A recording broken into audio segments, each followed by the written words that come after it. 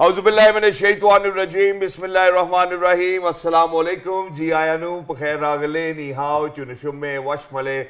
Ohaya gazaimes, guten morgen, hola, boyo, privyet, kaifa hal, hala shuma chatore, ahlan wasal, marhaba. Buna, mucho gracias, swabia, balli kare, hosh galden, and ayo sayo, huya mora, chivato, chi hal yud. Kalimera, and a very warm welcome to everybody who's tuned into PTV World and watching World this morning.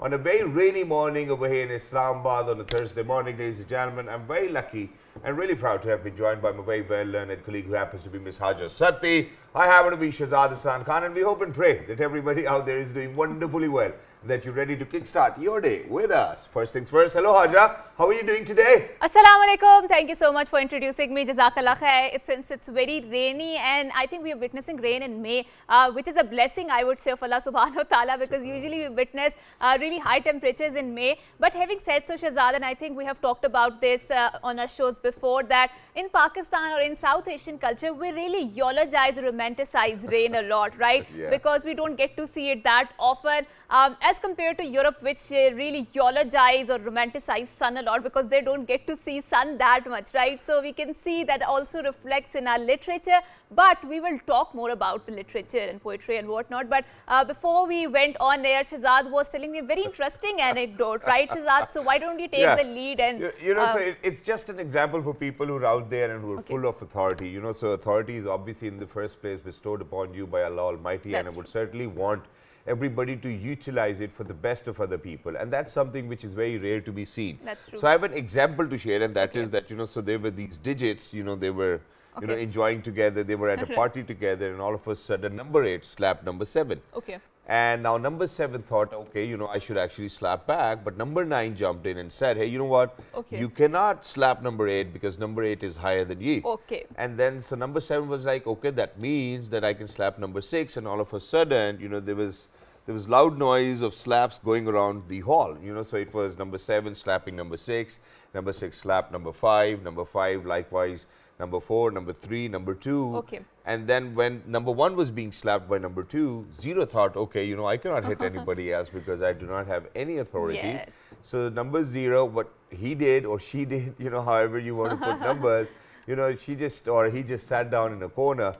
But number 1 didn't really decide to kind of slap number 0. In fact, what he did was that he went to number 0 and joined hands, and all of a sudden it was number 10. Oh, wonderful. And when it was number 10, 0 said, you had the authority to slap me, but you didn't, and you made me a powerful number now that I can even slap number 9, number 8, number 7, or whoever I want. And that's exactly the message which I wanted to give to people out there, that once you are in a position of authority, please make sure that you trust other people, make sure that you give them those chances with which they are going to grow.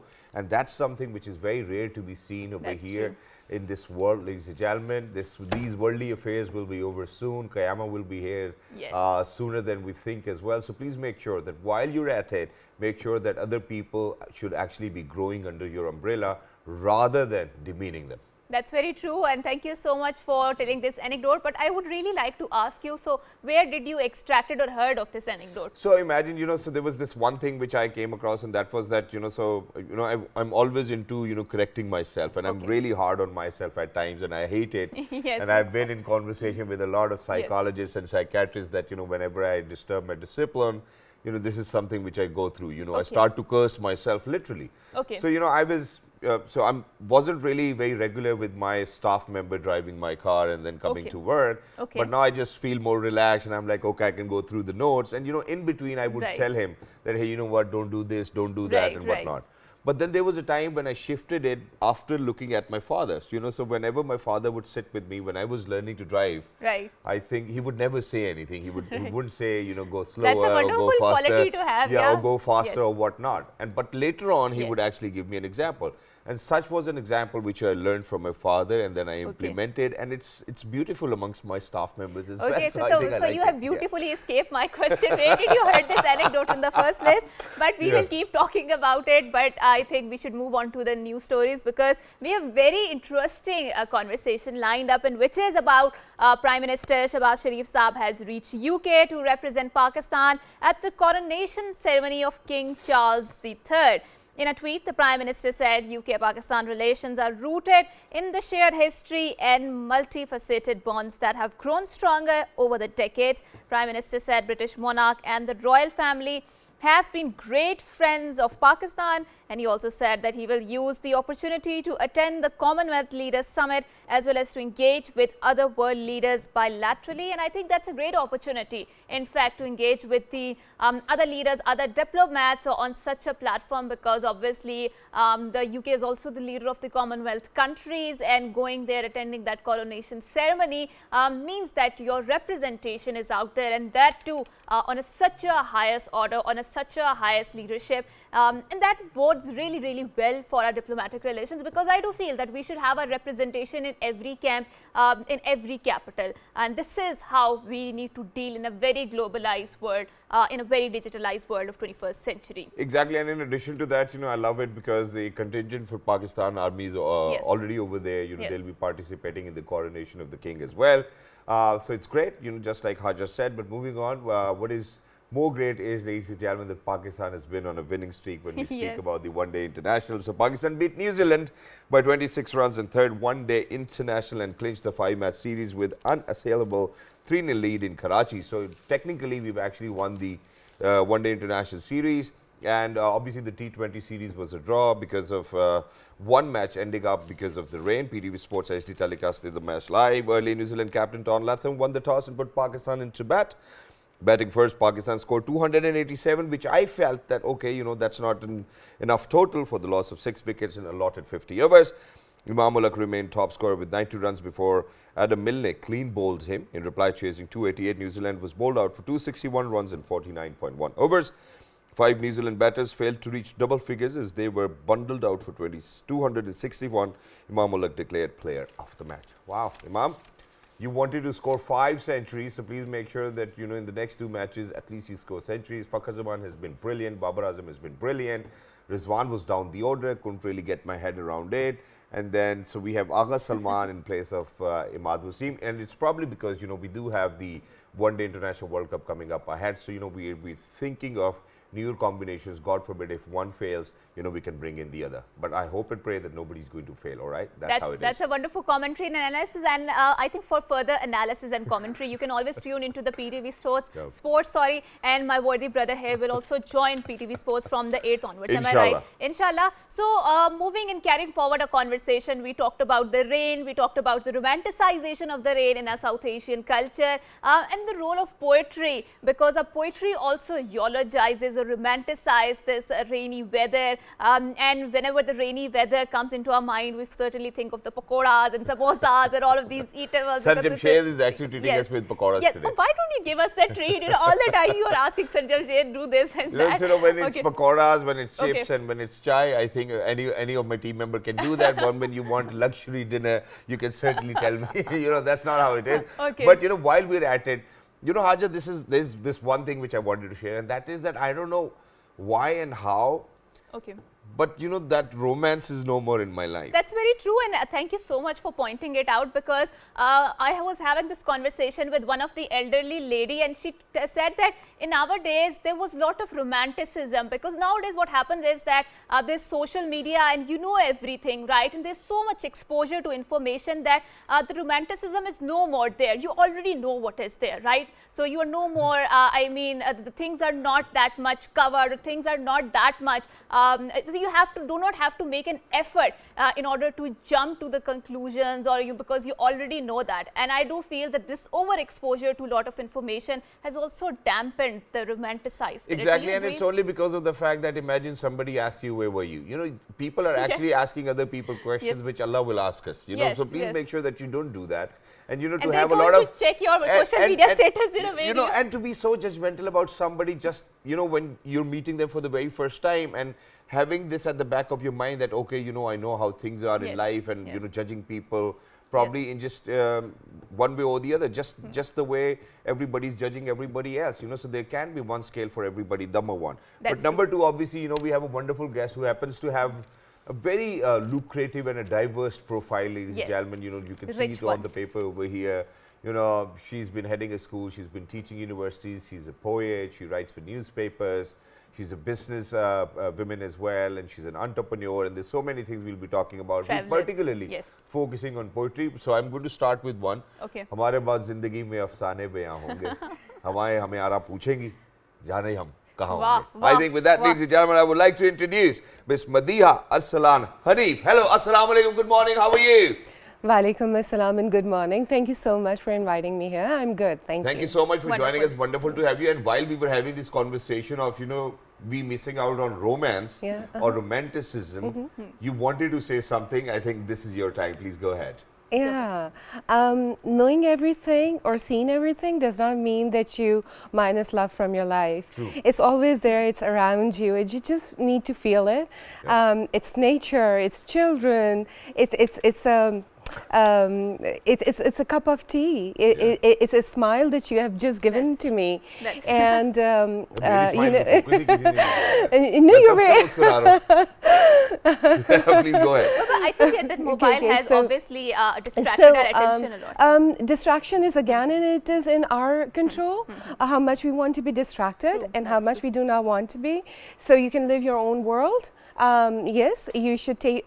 You should be updated. Right. You should be with the times. You should be with the technology. But that does not mean that it should distract you from whom you are. Exactly, and that's wonderfully put as well. But you know, before we actually kind of speak any further about it, it's a rainy morning away in Islamabad.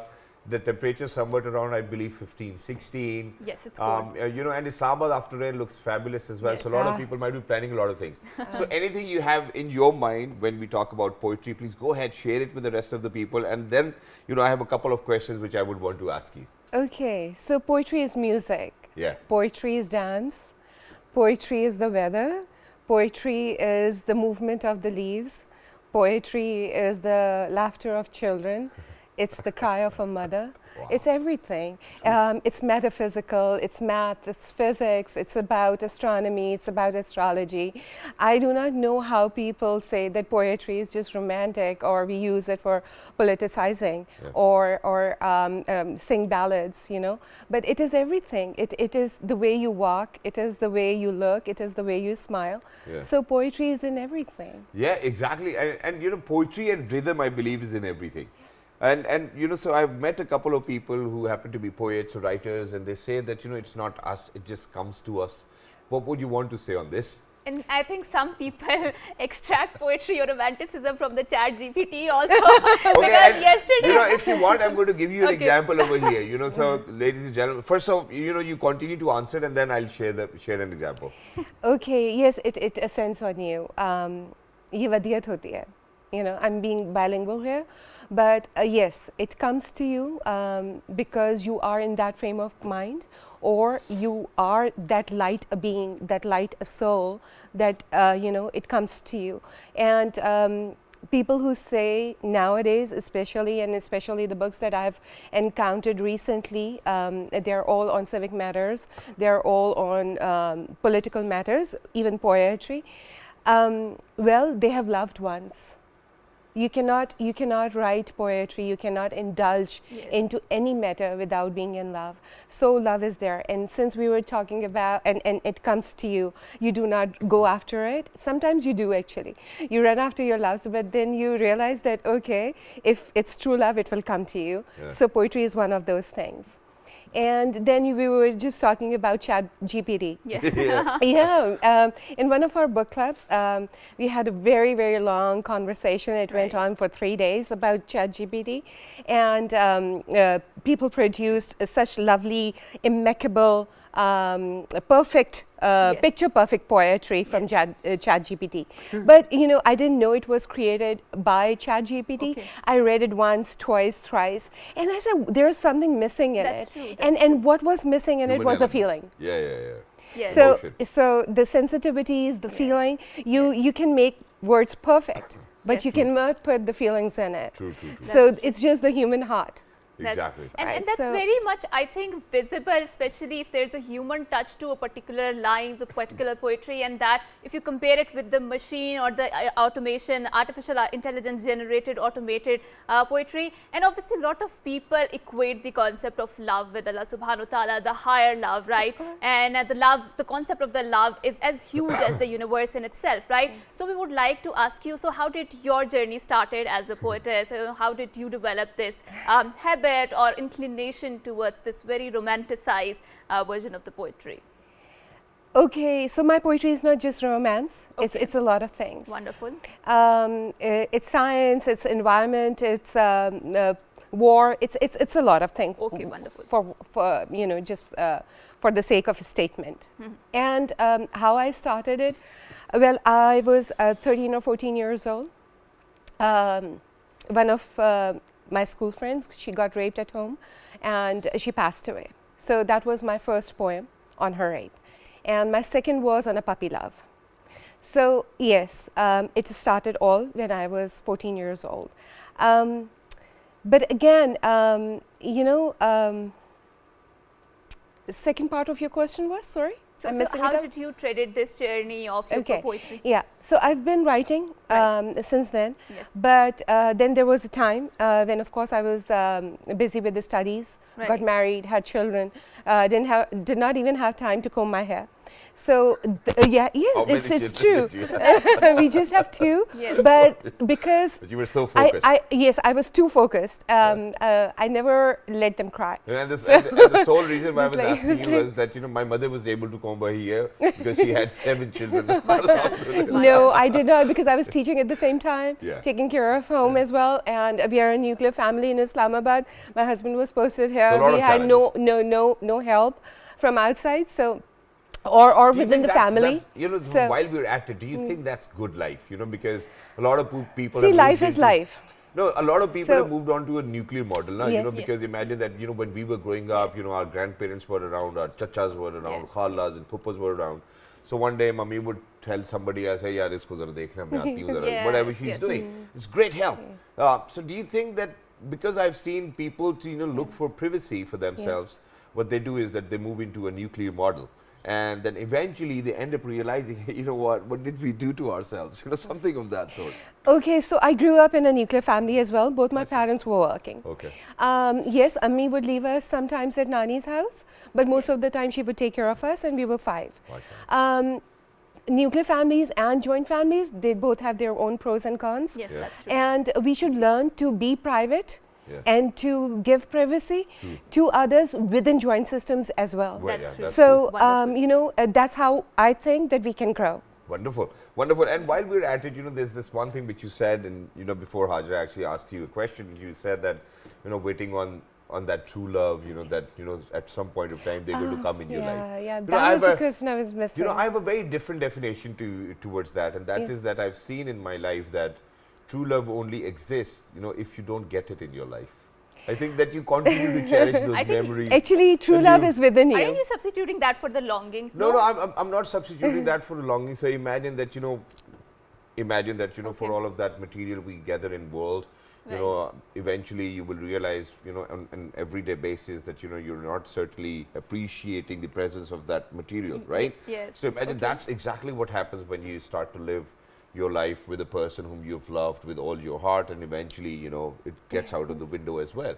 But, you know, for that love which you never caught in your life, you still continue to love them just because of the fact that they weren't around. So your thought on this? Okay, so I think love stays with you, and there's no one true love. There are many true loves.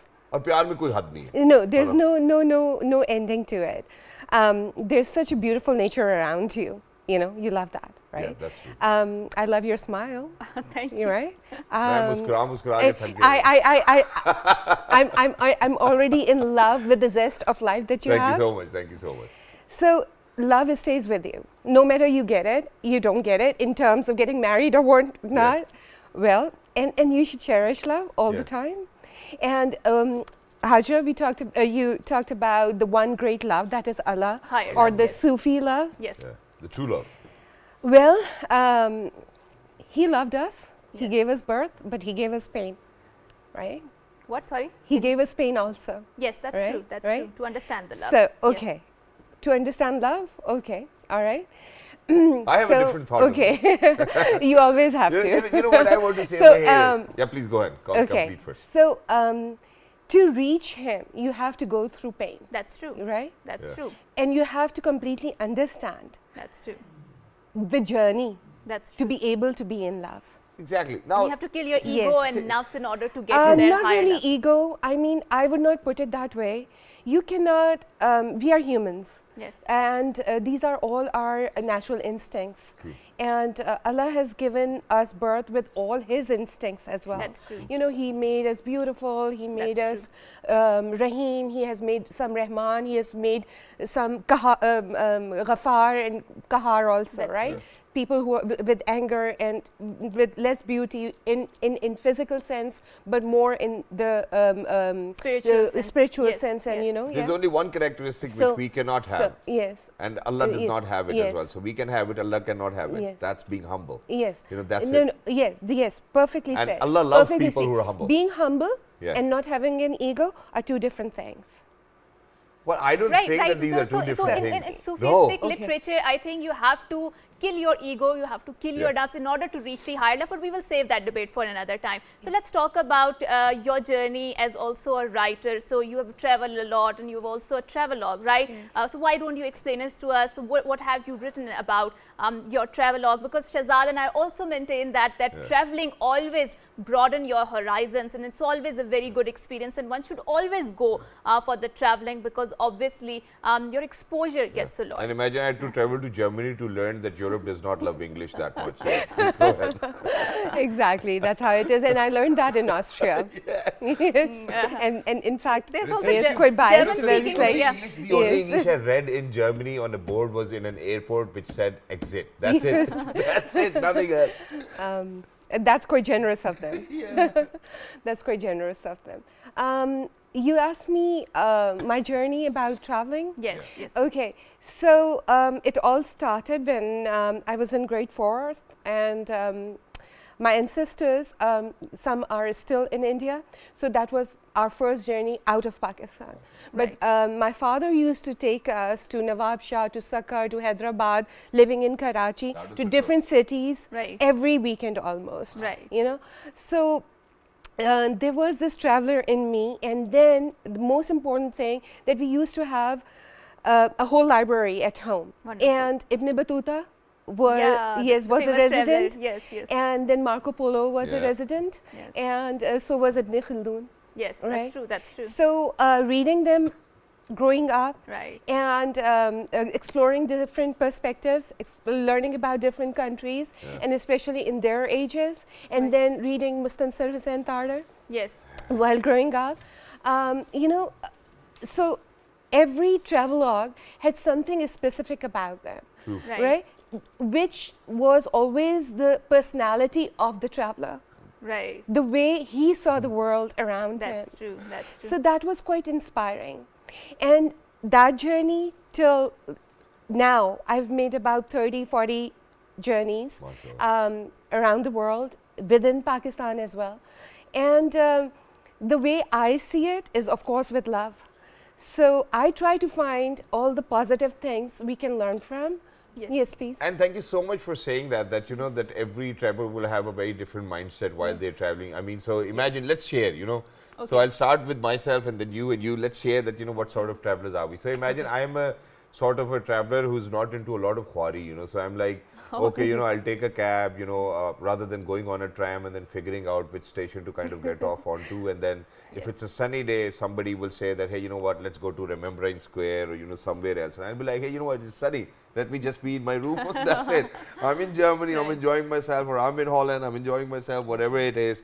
You know, it's all right. You know, I'll get up next morning and I will see what to do next. That's not even traveling. All right, all right. That is You know, staying at the hotel. That's, I agree. See, I'm going to respect what you're going to say. So you got to respect the kind of a traveler I am. What about you? Okay, so whenever I go abroad, so I like traveling a lot on my foot, because this is how you get to see a city a lot, right? And you get to explore a lot of corners of that city. So when I was in the Istanbul, so I used to travel a lot, so much so that by the time I would come back to my place for the sleep, my legs would be shaking because I was traveling a lot.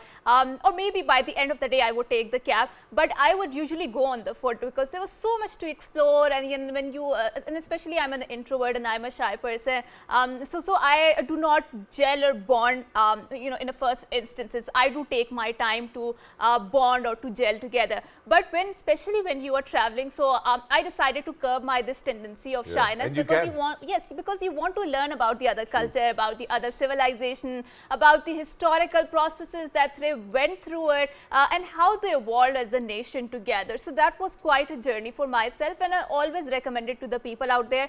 Whenever you are abroad, do travel on your feet, because that's always very helpful. I think health-wise too, and also exploring the city. So you. Wonderful, Hajra. Thank you. I love to explore through maps first. Yeah. You know. Yes. Yes. I That's a very good tip. Yes. Yes. I highlight the places that I want to go. Okay. Not just touch them, to go visit and enjoy them and instill them in me. Wonderful. So wherever there's a possibility to take a tram, yes, tram. Whenever there's a possibility to take a cab, yes. But once I am in that area, like Vienna, you have to take a tram. Okay. And you have to go into the streets as well. Yeah. So you choose a point, you get up there, and then explore the alleys, the streets, the food, the people, culture. I am shy, but at the same time, I love to talk to strangers. Wonderful. Yes. Aliens attract me. You explore a lot. You know. Do you talk to strangers away in Pakistan as well? No. Sometimes I do. Okay. Sometimes I do, but chosen ones. How can you choose strangers? Yes. Safe space is important. I understand that. You know, this is very important because we need to change our culture. True. Which has become of us. It wasn't so. Well, we'll talk about it. My recent visit was Nepal. I just came back a week or so ago. Did you go to see the mountains? Mountains, Pokhara, Chitwan, the national park, the wildlife, Kathmandu, each and every alley, each and every temple that I sat. I made so many friends. Wonderful. And from so many different countries. I learned so much. I gave a bath to an elephant. Wonderful. Wow. So, yeah. How much water does it consume? A lot, but they have a lot of water there. You know? No, but then they have a lot of water in Chitwan. So, you know, they don't worry about it. And it's wonderful. And thank you thank you so much for saying so as well, because you know, imagine when you travel to places, different places, newer people, newer bus stations, it's always wonderful to meet newer people. And I don't know why, but you know, when we go to these countries, and I certainly want to kind of get rid of this mindset that we're so comfortable and opened up with strangers as well, that we're not over here. So imagine, alhamdulillah, shukr alhamdulillah, Allah has given me this habit of saying salam to everybody in the first place. May it be a lady, may it be a man, whosoever. Yes, that's true. But I've never seen people replying. And that's something I'm like, okay, Allah ne mujhe bola, I did today. Kar diya. I did today. Yeah, you did. I didn't even know you. Yeah, so very quickly. I do. So very quickly towards the end, you know, after you've known us now, alhamdulillah, there's only one thing which I would want to know, and that is that whenever somebody is going to look for your poetry, what's that one basic element of your poetry which they'll be able to find? Which is consistent in your poetry, Okay, so positivity, hope, love. MashaAllah. They'll always see that. Wonderful. That's a unifying theme, right? Yes. Thank you so much, Ms. Madiha, for coming here, for having this wonderful conversation about the traveling, exploring yourselves, exploring the city and the poetry, and also the romanticization, which we all believe that we are losing it somehow, right? And we need to make sure that we reclaim it back. So with that, we'll go on a short break, and after we come back, we have some very interesting conversation lined up. So don't go anywhere. Good morning.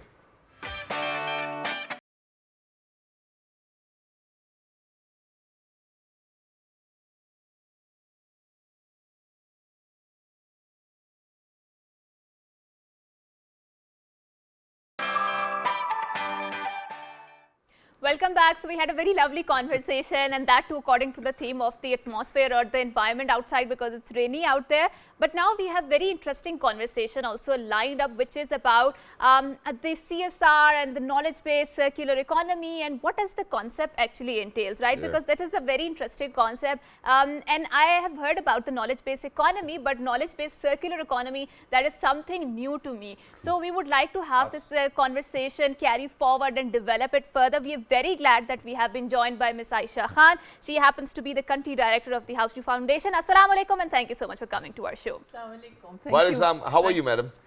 Thank you very much, and thank you for this opportunity. Thank you so much. And I do remember, ladies and gentlemen, because it was back in 2016 and 18, it was Ramadan, and I was hosting an event, it was a fundraiser for Houshu Foundation. Wonderful. And that's where I actually met madam as well. And it's very rare, and I would want to start with a compliment that, you see people 3, 4, 5 years ago, and now you see them 5 years later, and they look younger than when you've seen them as well. So, that's a compliment for you. Stay blessed, stay healthy, because the kind of work you're doing, I think it just keeps you on your toes, right? Yes, that's absolutely correct. Right. So, Ms. Aisha, what is exactly the knowledge-based circular economy? Okay. So, the Houshu Foundation, first of all, I think just very quickly, I'm a development economist. Right. I'm the country director of the foundation, as well as the chief sustainability officer of Houshu Group. Wonderful. So I wear 2 hats, both corporate and non-profit. Wonderful. Knowledge-based, that is our mission, the foundation's mission, to leverage knowledge as capital to bring about socio-economic change. Now, the knowledge economy or the knowledge age has been discussed several decades ago. It is not just information, but pulling it together and enabling people through understanding. That's knowledge, the learning that you bring, and then you apply the learning.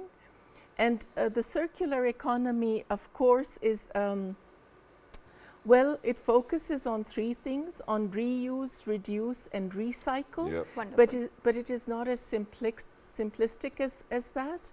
It is, in a word, I would say it is mindfulness at every stage of extraction, production, and then, of course, consumption. So usually, we live in a very consumer-oriented society. But, around the world, all of us are focused on the climate crisis that we're faced with, especially the greenhouse gas emissions. And when we focus on the circular economy, especially the foundation, maybe with 1 or 2 other organizations in Pakistan, we're the only ones who are looking at development from that perspective. We're using knowledge as capital. You have financial capital, you have assets, you have human capital.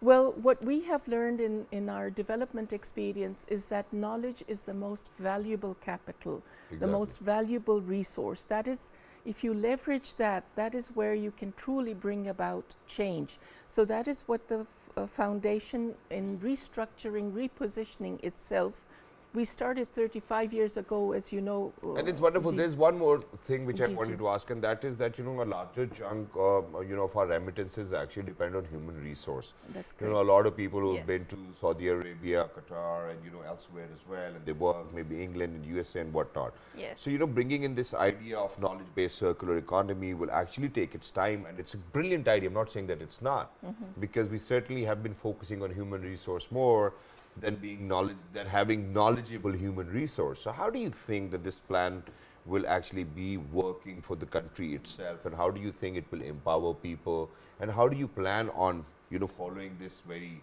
knowledge-based circular economy? Okay, so you see, I think the governments and non-profit and for-profit organizations have, of course, they've realized the value of training their human resource or human capital, whether using within the country or exporting that capital.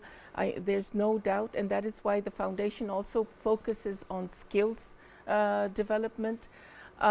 We have not really mobilized or leveraged the knowledge that is available in Pakistan.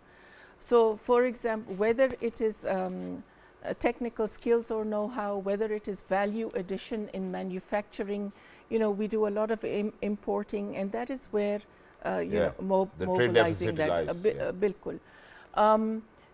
And in addition to that, when we speak of the circular economy, the way that we extract resources, the way that we utilize. For example, we conducted the foundation a research on food management, food loss and wastage. Right. Globally, there is a waste of 1 trillion, according to a UN Environment Program report, I just read it yesterday. 1 trillion tons of food waste. Every year. Yes, and that is where we work.